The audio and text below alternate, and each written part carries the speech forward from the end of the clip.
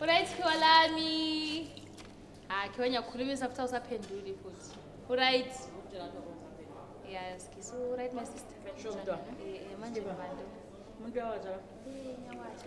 Yini lembu lakho lokugeza phela nothembi. Hayi, lemlokoropa mara ngisenza uthi. Right my sister. Ngoba ngikutsheli lapha ukuthi siyashota eskimini so umntwana lo bona uzafika indawo kushaya iface. Oh. Efacing lapha nebe senzani kahle kahle. Kada ngikutshela ngikutshelwa ngayo. Hayi, Uma kawulalela. askis my sister kuyancane.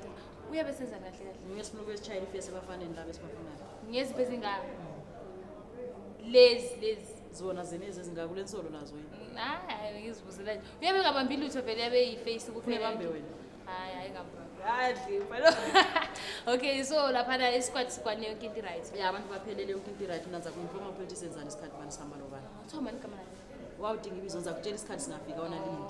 Askisayo. Okay, awula.